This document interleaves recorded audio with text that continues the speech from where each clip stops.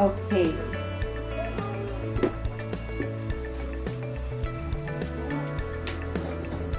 So again, magandang hapon po and welcome to Buka.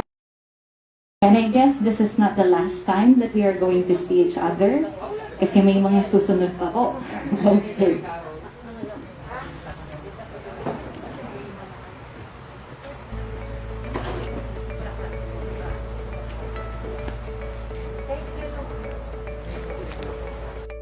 To our President, Dr. Poemas Cariña, to our Vice President for Academic Affairs, Dr. Amelia Idorosan, to our Vice President for Administration and Finance, Attorney Joseph Bartolata, our VP for Planning and Development, Professor Jerry S. Bigornia, our VP for Research, Development and Extension, Dr. Luis O. Amano, our Acting University and Board Secretary and at the same time the Chief Administrative Services Division, Attorney Norly P. Reyes.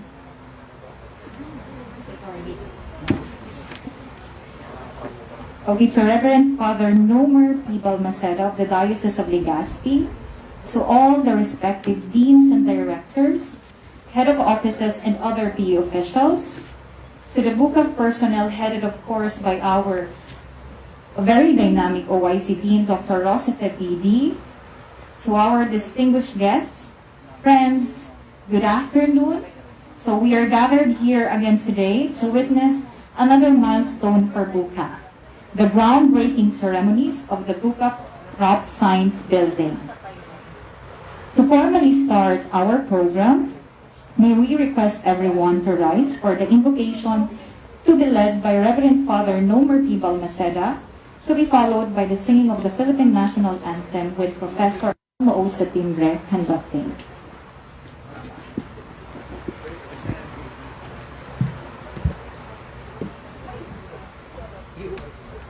Good afternoon. Good afternoon. Now let us mark our souls with the sign of our faith in the name of the Father and of the Son and of the Holy Spirit. O Lord our God, we praise you for your gift of land and the ability to use it wisely. Grant that what we have undertaken this day to the glory of your name may be successfully completed for the good of all your people. We place our plans for this building site in your hands, trusting that with your guidance they will bear much fruit in due time. We make this prayer to you in the name of Jesus our Lord and King. Amen. In the name of the Father, and of the Son, and of the Holy Spirit.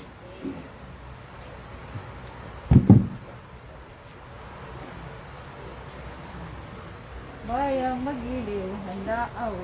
Bayang magiliw, para sa silanganan, alam ng puso, sa dibdib mo'y buhay. Lupang hinirang, huwag ka lang magpipig, sa manlulupi. Di ka pasisig, sa dagat at tulog, sa simoy at sa langit mong buka. May nilagang tula at awit sa pagbayang minamahal. Ang isap ng wataw at may talumpay na naghihiling. Ang bituin at araw na kailan pa may di magdidilim. Lupa ng araw ng buwan, pati pagsinta, buhay langit sa piling mo. Aming ligaya na pag may mga aking, ang mamatay ng dahil sa'yo.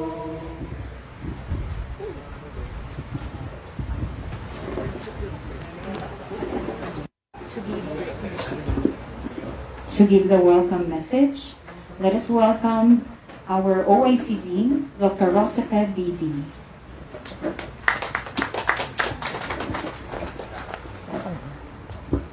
Good afternoon.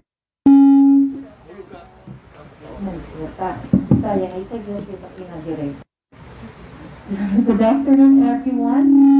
Welcome to this another momentous event of Bicol University College of Agriculture and Forestry. Hello. Ayan.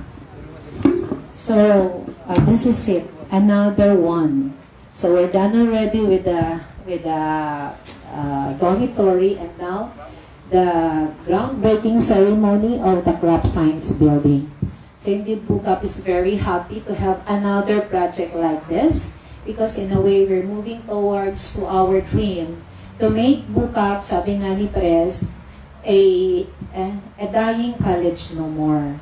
So hopefully, at the end of the day, hindi na talaga dying college. So with this, I would like to thank everyone, the people behind this project, most especially to our dear President, Sir Noli. Maraming salamat. And then to the Vice Presidents, and of course, all the people behind this project. Thank you very much, and welcome to BUCAP. Thank you. Thank you, Ma'am Rose. And now, to give the overview of the project, let us welcome our VP for Planning and Development, Professor Jerry S. Bigorni.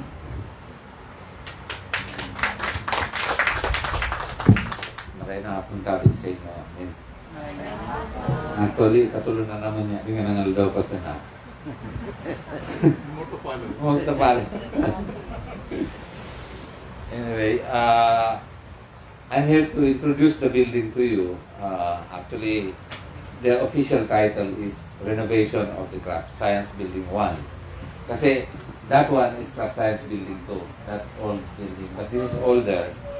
And I will miss this building because I was having my classes here. But eventually, mas maganda nga kasi we have a new project. And it will entail total demolition of this project, of this building, and replacement with a 2-story building with a cost of 14,475,000 pesos. It will be completed in around 300 calendar days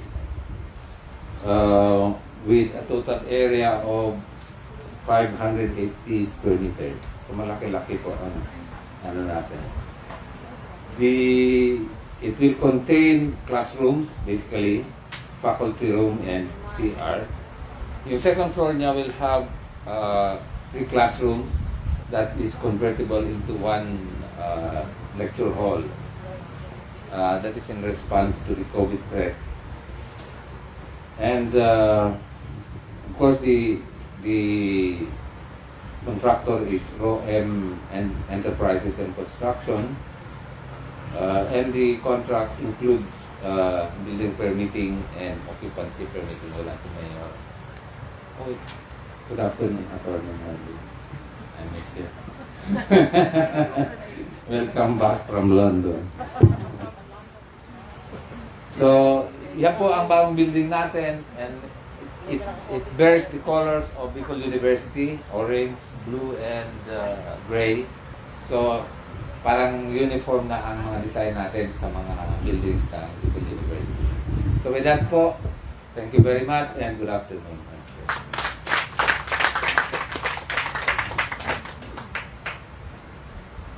Thank you, Sir Jerry. And now, ladies and gentlemen, to give the message of the President, let us welcome the SUP President 4 of the Bicol University, Dr. Arnulfo M. Mascareñas.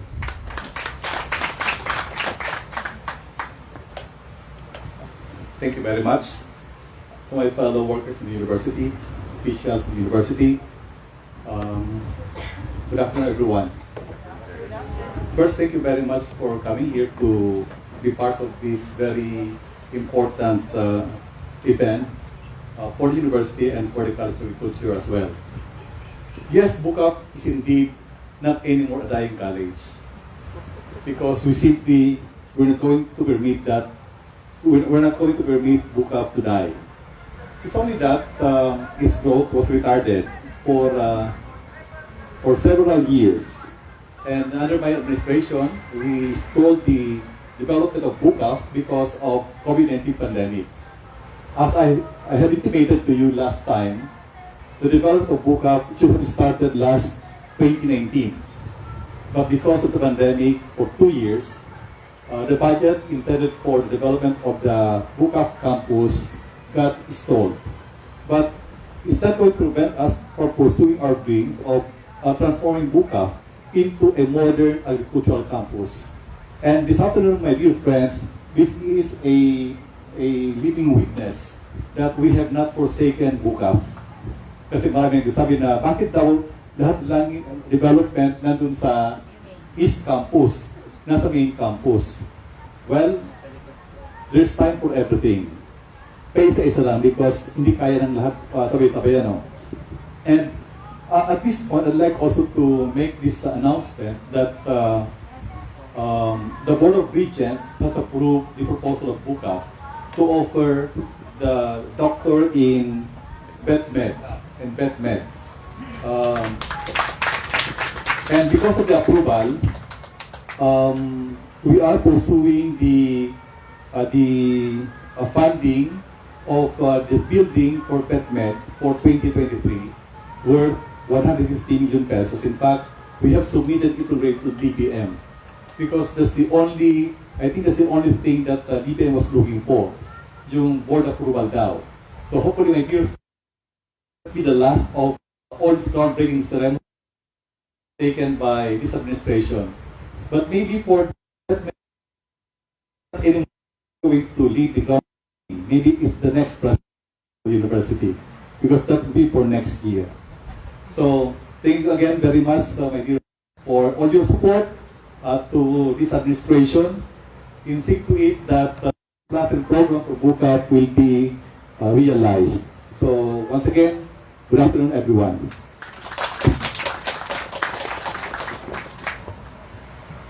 Thank you very much, President. So congratulations to Bicol University and congratulations to Bukaf. So we will now witness the groundbreaking ceremony. So dito po sa likod, sa may carpooline where the time capsule will be laid. We will have first the blessing.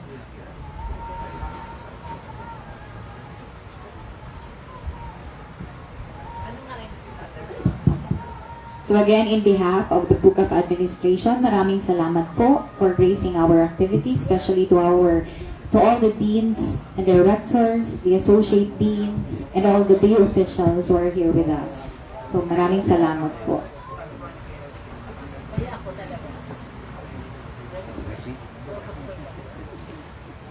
po ni Father, so ano? Opo.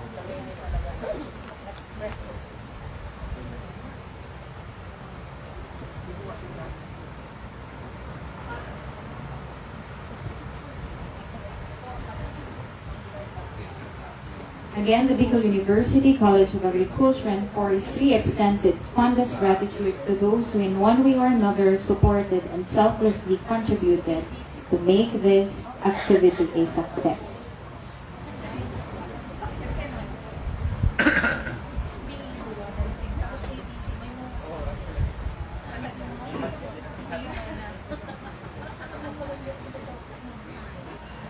So we will now have the blessing.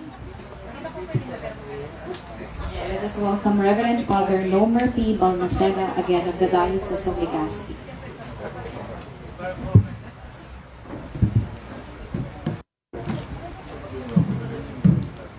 In the name of the Father, of the Son, and of the Holy Spirit, may God, the source of all wisdom, Christ the Lord, His Word incarnate, and the Holy Spirit, the Spirit of truth, be with you all. The all-knowing God, who is Lord, moves us in many ways to deepen that knowledge of Him, which He revealed completely when for our sake the Word was made flesh. All disciplines, sciences, and teaching about the world and about human life that we pursue must have as their final purpose to bring us to a knowledge of the truth and to the worship of the true God. Today we ask God's blessing on the center of seeking, learning, and teaching what is true. We ask that those entrusted with education of children or young people in this institution may teach their students how to join the discoveries of human wisdom with the truth of the gospel, so that they will be able to keep the true faith and to live up to it in their lives. We also ask the Lord that the students will find in their teachers the image of Christ, so that enriched with both human and divine learning, they will in turn be able and ready to enlighten and assist others. The Lord be with you. A reading from the Holy Gospel according to Matthew. Glory to you, O Lord. Jesus went up the mountain, and after he had sat down, his disciples came to him. He began to teach them, saying, "You are the salt of the earth. But if salt loses its taste, with what can it be seasoned? It is no longer good for anything but to be thrown out and trampled underfoot. You are the light of the world. A city set on a mountain cannot be hidden. Nor do they light a lamp and then put it under a bushel basket. It is set on a lampstand where it gives light to all in the house. Just so, your light must shine before others, that they may see your good deeds and glorify your heavenly Father. My brothers and sisters, the Gospel of the Lord. Now, we will now proceed to the prayer of blessing. The Lord be with you. Lord God Almighty, in your kindness, hear our prayers. We dedicate this building to the education of youth, to the progress of the sciences, and to learning. Make it become a center where students and teachers imbued with the words of truth will search for the wisdom that guides the Christian life and strive wholeheartedly to stand by Christ as their teacher, who lives and reigns forever and ever.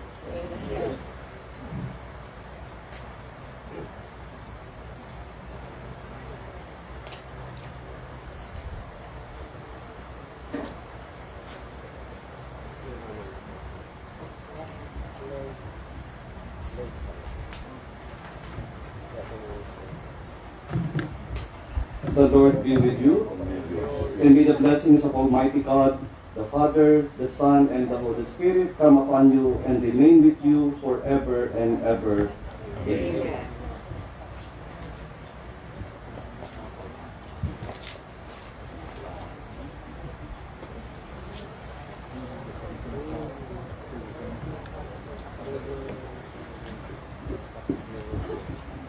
So we will now have the groundbreaking ceremony. So everyone is encouraged to wear, of course, the hard hat. And this will be led, of course, by our President, Dr. Arnulfo M. Mascareñas, to be assisted by our VPs, together with our OIC Dean, Dr. Rosifed BP, and our deans and directors who are with us this afternoon. So let us now have the groundbreaking of the new Crop Science building.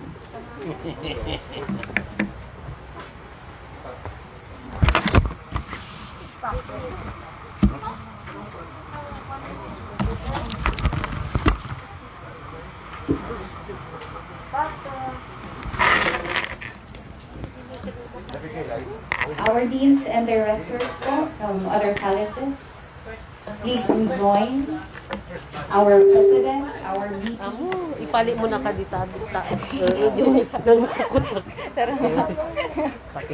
Sige po. Okay po.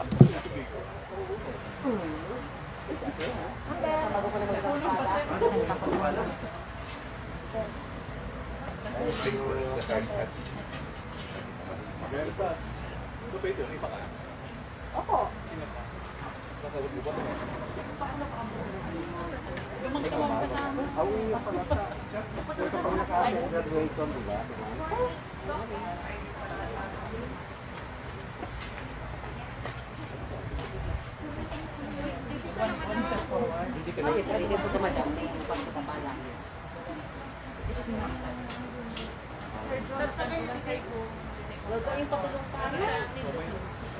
Okay na, may tulo pa?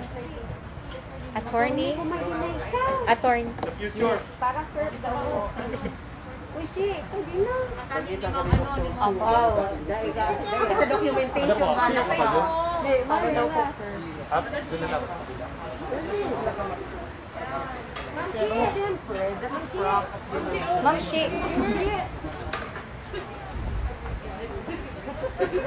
Madagitan ka dito.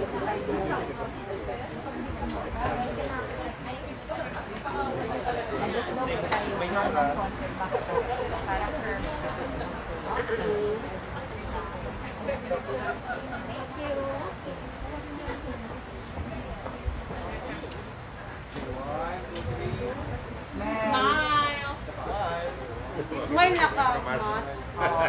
Make your best smell. Smile. Okay, para lang.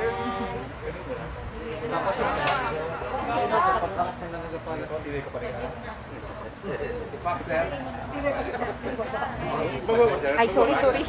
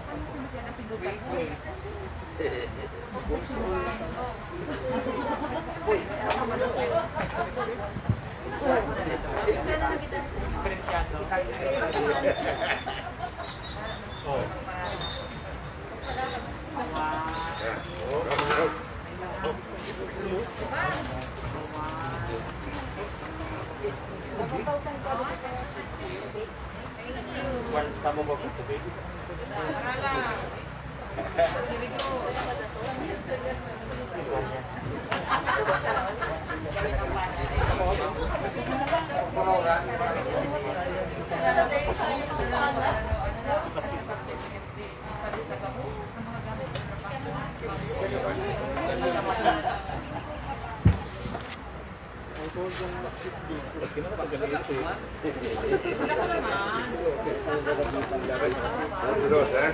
Vos solo sí, vos. Presentación.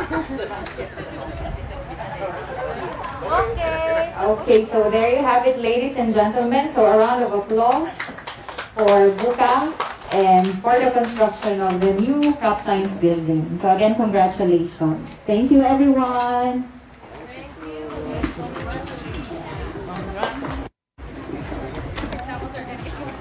Yung iba po na gusto magpa-photo op. Okay. Okay, the faculty members of the crop science department, photo ops daw po muna.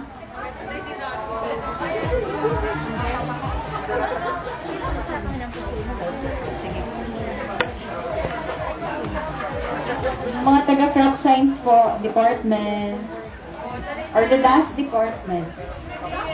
Yung DAS na lang po. Lahat kasama.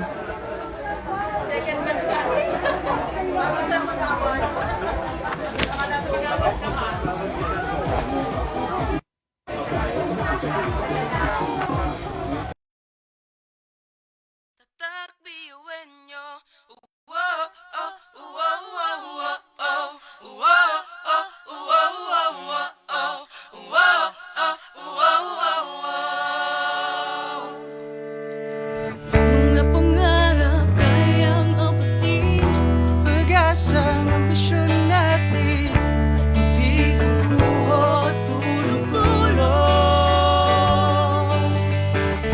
Saan man magpuntay, isa ang pulong. Ako, ikaw, tayo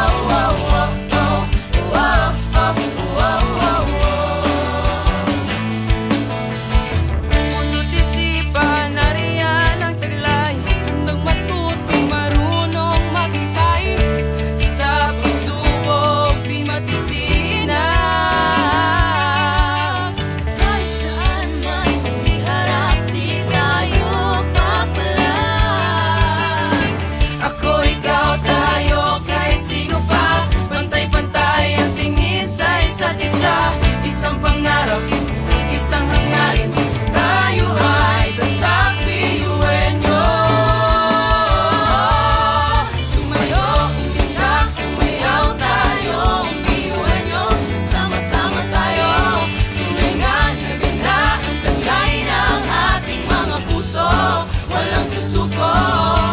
Kahit anong problema, wala lang yan basta didaan sa ngiti lang. Pasok na yan at laging isipin na tayo'y tatakliwen nyo.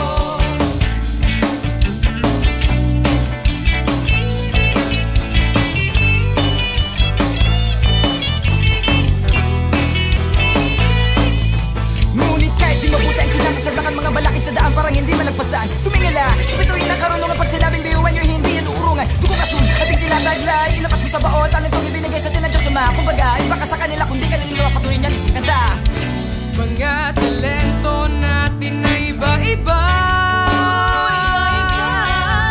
sa pamumuno tayo'y nagiging isa.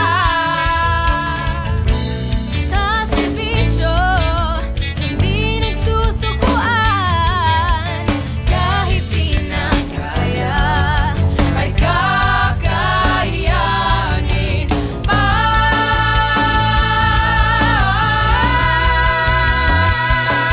Tumayong itak, sumayaw tayo, biyuhan nyo, sama-sama tayo.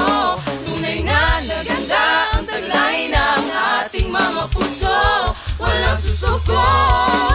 Kahit anong problema, wala lang yan basta tidaan sa ngiti lang. Pasok na yan at laging